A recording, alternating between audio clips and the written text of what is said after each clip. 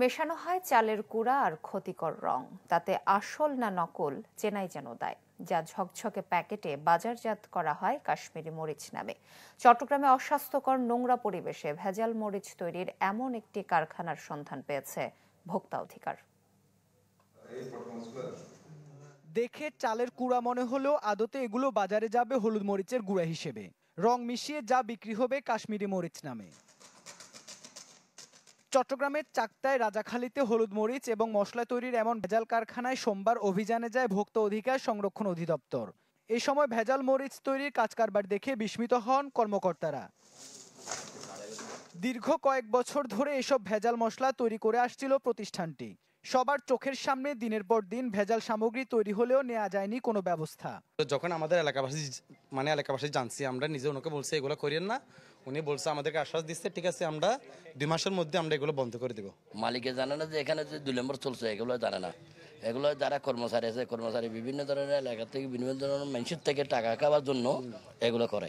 আটজন বসে করতে না পারে এগুলা, কিন্তু সবার ক্ষতি হবে। এটা যারা টাকা আছে তারা মরিচ যত দামেও কিনে খায়, আমরা তো খেতে পারবো না, এগুলো নিশ্চয় আমাদের খেতে হবে। ভোক্তা অধিকার আসার খবর পেয়ে মালিক মোশতাক পালিয়ে গেলেও প্রতিষ্ঠানটিকে 2 লাখ টাকা জরিমানা করা হয়। জব্দ করা হয় 7 কেজি ক্ষতিকর রং। 7 কেজি রং আমরা পেয়েছি। আপনারা দেখেছেন এই রংটা ব্যবহার করছে হলুদ এবং মরিচ। তা আমাদের কাছে যেটা স্পষ্ট প্রতীয়মান হচ্ছে, সে কোনো মরিচই সে ভালো উৎপাদন করছে না। তার যতটুকু উৎপাদন করে সবটুকুই ভেজাল এবং এই কেমিক্যাল অননুমোদিত এই যে রং মেশানো। তো আমরা এর আগে এই প্রতিষ্ঠানটা আসলে এমন একটা জায়গায় আমরা এর আগে তথ্য পাইনি। যদি তথ্য পেতাম আমরা হয়তো আরেকটু ভালো কাজ করতে পারতাম। আশপাশে এমন আরও বেশ কয়েকটি প্রতিষ্ঠান ভেজাল পণ্য তৈরি করছে বলেও জানায় ভোক্তা অধিদপ্তর। তবে স্থানীয়রা সঠিক তথ্য না দেওয়ায় সুনির্দিষ্ট ঠিকানা না পেয়ে অভিযানে যেতে পারেনি সংস্থাটি। ইবেন মীর, চ্যানেল 24, চট্টগ্রাম। মধ্যরাতে গোলাগুলির শব্দে আবারও কাঁপল বাংলাদেশ মিয়ানমার সীমান্ত। গতকাল রাতে বান্দরবানের নাইক্ষ্যংছড়ির তুমরু সীমান্তের ওপারে হঠাৎ গোলাগুলির শব্দ পাওয়া যায়। কয়েক ঘন্টা উভয় পক্ষে গুলি বিনিময়ের পর রাত 2টা নাগাদ থেমে যায়। এ ঘটনায় এখন পর্যন্ত কোনো হতাহতের খবর পাওয়া যায়নি।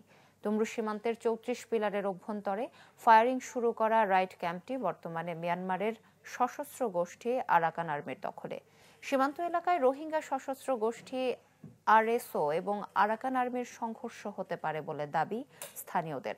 হঠাৎ এ ধরনের গোলাগুলির ঘটনায় আতঙ্ক বিরাজ করছে সীমান্ত এলাকায়। 4 দিন পর চন্দ্রঘোনা রাইখালী রুটে ফেরি চলাচল শুরু হয়েছে, ফলে যান চলাচল স্বাভাবিক হয়েছে রাঙ্গামাটি বান্দরবান রুটে। সকাল থেকে নৌ রুটে ফেরি চলাচলের বিষয়টি নিশ্চিত করেছেন রাঙ্গামাটি সড়ক ও জনপদ বিভাগের উপসহকারী প্রকৌশলী কীর্তি নিশান চাকমা। এর আগে কাপ্তাই হ্রদের পানি বিপদসীমায় পৌঁছায় গেল 5 আগস্ট মধ্যরাত থেকে পানি বিদ্যুৎ কেন্দ্রের স্পিলওয়ের 16টি গেট খুলে দেওয়া হয়। ফলে তীব্র স্রোতের কারণে গেল 7 আগস্ট নৌ রুটে ফেরি চলাচল বন্ধ হয়ে যায়। এতে দুর্ভোগে পড়ে এই রুটে চলাচলকারী যাত্রীরা। এখন হ্রদের পানি বিপদসীমার নিচে নেমে স্রোত কমে আসায় ফের শুরু হয়েছে ফেরি চলাচল। এতে কর্মচাঞ্চল্য ফিরেছে রাঙ্গামাটির কাপ্তাইয়ের রাইখালী এবং চট্টগ্রামের রাঙ্গুনিয়ার চন্দ্রঘোনা ফেরিঘাটে। আজকে প্রায় 4 দিন পর ফেরি চালু হলো।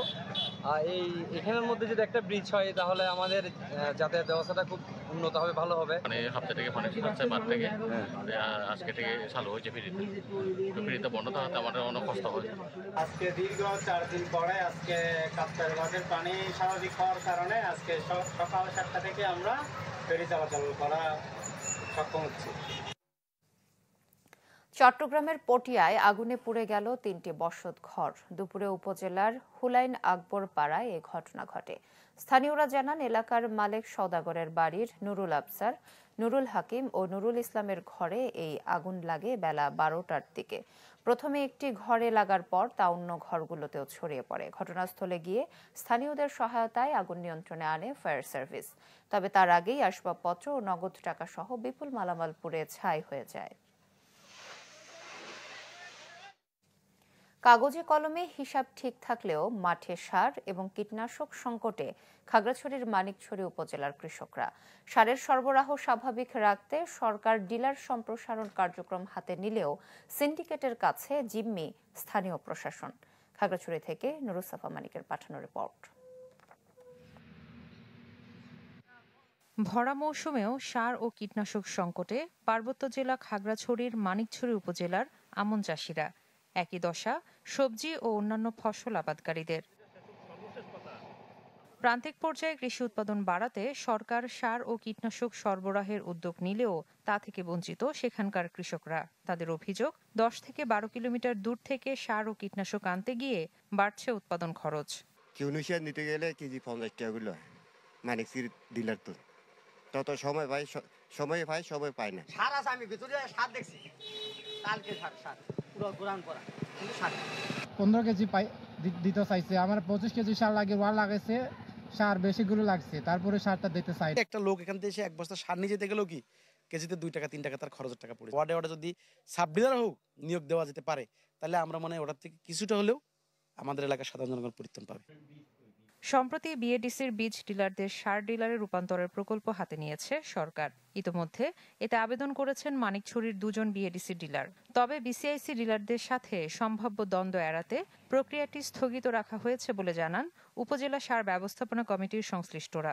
মাটিরাঙ্গা উপজেলায় একজন আবেদন করেছিল, ওইটা অনুমোদন পেয়েছে। এখন মানিকছড়ি উপজেলার 2 জনের একজনও অনুমোদন পায় নাই। কি অজানা কারণে অনুমোদন পায় না এটা আমি জানি না। এখানে আমাদের প্রয়োজনীয়তা আছে কিনা এইভাবে কথাটা উল্লেখ ছিল চিঠিতে। তো এটা আমি যখন মিটিং অ্যারেঞ্জ করা হলো, মিটিংয়ে আসলে দীর্ঘক্ষণ আলোচনার পরে সিদ্ধান্ত হলো যে এই মুহূর্তে আমাদের বিএডিসি সারের ডিলার নিয়োগটা স্থগিত থাকবে। ওনাদেরকে দিলে স্থানীয়ভাবে অন্যান্য ডিলাররা সমস্যা করবেন, একটা কেওস তৈরি হবে। আমরা এই কেওসটাতে যেতে চাই না। সার সংকটের কারণ অনুসন্ধান ও ডিলার সম্প্রসারণ কার্যক্রম পর্যালোচনা করে প্রয়োজনীয় ব্যবস্থা গ্রহণের আশ্বাস দিলেন জেলা প্রশাসক। ডিলারের বিষয়টি আমাদের এখানে সুষমভাবে বন্টন করা হয়েছে। যদি কোথাও সমস্যা থাকে খতিয়ে দেখে যদি কোনো আমরা অব্যবস্থাপনা দেখি, তাহলে আমরা সে বিষয়ে আইনানুগ ব্যবস্থা গ্রহণ করব। উপজেলা কৃষি অফিসের তথ্য অনুযায়ী মানিকছড়িতে সরকারি ডিলার মাত্র 38 জন, যার বেশিরভাগই উপজেলা সদর কেন্দ্রিক। Desk report, channel 24। চট্টগ্রাম বন্দর ইস্যুতে আন্দোলনে ঠেকানোর নামে টাকা নেয়ার অভিযোগ ওঠার পর মহানগর এনসিপির যুগ্ম সমন্বয়কারী নিজামুদ্দিনকে কারণ দর্শানোর নোটিশ দিয়েছে দল। সোমবার দলের মহানগর শাখার দফতরের দায়িত্বপ্রাপ্ত যুগ্ম সমন্বয়কারী আরিফ মঈনুদ্দিন স্বাক্ষরিত এক চিঠিতে তাকে 24 ঘন্টার মধ্যে কারণ দর্শাতে বলা হয়। রোববার বিভিন্ন মাধ্যমে ছড়িয়ে পড়া এক ভিডিওতে দেখা যায় এনসিপি নেতা নিজামুদ্দিন চট্টগ্রাম বন্দরের টার্মিনাল অপারেটর সাইফ পাওয়ার টেকের বিরুদ্ধে চলা আন্দোলন বন্ধ করতে 10 লাখ টাকা ঘুষ চাইতে বলেন। যদিও এটিকে পুরনো ভিডিও দাবি করে তাকে রাজনৈতিকভাবে কোণঠাসা করতে ছড়ানো হয়েছে বলে দাবি করেছেন নিজাম। এই ঘটনাটি সম্পূর্ণ একটা উদ্দেশ্যমূলকভাবে আমার ছোট ভাই রিফাতকে ফাঁসিয়ে মানে আমার রাজনৈতিক ক্যারিয়ারকে ডাউন করার জন্য পরিকল্পনা করছিল। সেদিনের ঘটনায় কেউ যদি ন্যূনতম প্রমাণ দিতে পারে আমি টাকার সাথে জড়িত বা টাকা নিয়েছি, আমি চ্যালেঞ্জ করলাম, আমি আমার রাজনীতি ছেড়ে দিব, রাজনীতি থেকে আমি অব্যাহতি নিব। সেটা সুষ্ঠু তদন্ত, নিরপেক্ষ তদন্ত করে আমি মনে করি যে প্রকৃত দোষী, প্রকৃত যারা অপরাধী তাদেরকে কি উন্মোচন করা হোক। ভারী বৃষ্টি ও জলাবদ্ধতায় ক্ষতিগ্রস্ত চট্টগ্রাম নগরীর বিভিন্ন সড়ক মেরামত কাজ শুরু করেছে সিটি কর্পোরেশন। বৃষ্টি থেমে যাওয়ায় সোমবার একযোগে নগরীর বিভিন্ন স্থানে শুরু হয় সড়কের মেরামত কাজ। তাতে বায়েজিদ বুস্তামি সড়ক, আরাকান রোড, পোলো গ্রাউন্ড মাঠের পার্শ্ববর্তী সড়ক, S Khaled road, Mansurabad DT road, Zakir Hossain road, airport রোডে চলছে সংস্কার কাজ। পর্যায়ক্রমে নগরীর ক্ষতিগ্রস্ত সব সড়ক মেরামতের কথা জানিয়েছে সিটি কর্পোরেশনের প্রকৌশল বিভাগ। এবারের ভারী বৃষ্টিতে নগরীর বেশিরভাগ সড়ক উপসড়ক ভেঙে গেছে। চট্টগ্রামে এক চাকরিজীবীর বেতনের টাকা ছিনতাইয়ের ঘটনায় একজনকে গ্রেফতার করেছে পুলিশ। রোববার রাতে নগরীর কদমতলী এলাকা থেকে গোলাম আজম নামের ওই ছিনতাইকারীকে আটক করা হয়। এ সময় তার কাছ থেকে উদ্ধার করা হয় ছিনতাই করা 58,000 টাকা। আটক আজম ছিনতাই মাদক সহ আরও 7টি মামলার আসামি বলে জানিয়েছে পুলিশ। গত 6 আগস্ট রাতে নগরীর স্টেশন রোড এলাকায় গাড়িতে ওঠার সময় বেসরকারি একটি প্রতিষ্ঠানের কর্মকর্তা এস.এম. শাহরিয়ার হাসানের 58,000 টাকা ছিনিয়ে নেয় কয়েকজন দুর্বৃত্ত। এ ঘটনায় থানায় অভিযোগ জানান ভুক্তভোগী। সাম্প্রতিক সময়ে চট্টগ্রামের নিউ মার্কেট এলাকায় চুরি ছিনতাইয়ের ঘটনা বেড়েছে। কদমতলী এলাকা থেকে তাকে আমরা গ্রেফতার করতে সমর্থ হই। এটা 6টা 45 আজকে এবং তার কাছ থেকে যে লুণ্ঠিত যে SM হাসান যিনি চাকুরিজীবী ছিলেন গার্মেন্টসের মার্চেন্ডাইজার, তার থেকে যে লুণ্ঠিত টাকা আপান্ন হয়েছে সেটা আমরা এই আসামির কাছ থেকে উদ্ধার করতে সমর্থ হই। ইসলামী ছাত্র শিবিরকে নিয়ে নানামুখী ষড়যন্ত্র হচ্ছে বলে অভিযোগ করেছেন সংগঠনটির কেন্দ্রীয় সভাপতি জাহিদুল ইসলাম। চট্টগ্রাম মহানগর দক্ষিণ ছাত্র শিবির আয়োজিত কৃতি শিক্ষার্থী সংবর্ধনা অনুষ্ঠানে তিনি এই অভিযোগ করে বলেন, যাদের কোনো ভিত্তি নেই তারা এ ধরনের কাজ করছে। ইঞ্জিনিয়ার্স ইনস্টিটিউশন মিলনায়তনে আয়োজিত অনুষ্ঠানে নতুন প্রজন্মকে আগামী দিনের পরিবর্তনে দেশের দায়িত্ব নেওয়ার আহ্বান জানান তিনি। অনুষ্ঠানে 1000 শিক্ষার্থীকে সংবর্ধনা দেওয়া হয়।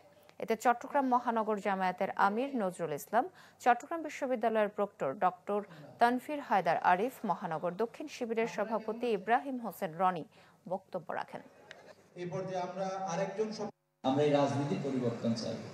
আমরা চাই এমন নেতা আমাদের সমাজে তৈরি হবে যারা সৎ হবে, যারা দক্ষ হবে, যারা দেশপ্রেমিক হয়ে গড়ে তুলবে।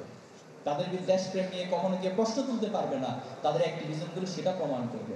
তাদের সততা নিয়ে কেউ কখনো প্রশ্ন তুলতে পারবে না। অথচ আজকে আমাদের রাজনীতিবিদ মানে হচ্ছে সততার দিক থেকে সবচেয়ে বেশি, এবং অসৎ হওয়ার যদি প্রতিযোগিতায় কাউকে কম্পিটিশন করা হয়, আমাদের দেশের রাজনীতিবিদরা হবে অসৎদের মধ্যে সবচেয়ে ফার্স্ট।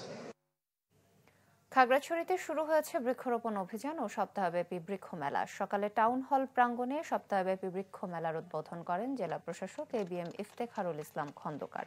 পরে শোভাযাত্রা শেষে আলোচনা সভা অনুষ্ঠিত হয়। সভায় বক্তারা বলেন, পরিবেশ সুরক্ষায় বৃক্ষরোপণ যেমন জরুরি, তেমনি বৃক্ষ নিধন রোধে সকলের সচেতনতা প্রয়োজন। বৃক্ষরোপণ অভিযান কর্মসূচির আওতায় 1000 শিক্ষার্থীর মাঝে গাছের চারা বিতরণ করা হয়। মেলায় সরকারি বেসরকারি 26টি স্টল অংশ নিয়েছে। এ ছিল চট্টগ্রাম 24-এর এখনকার আয়োজন। এতক্ষণ যারা সাথে ছিলেন সবাইকে ধন্যবাদ।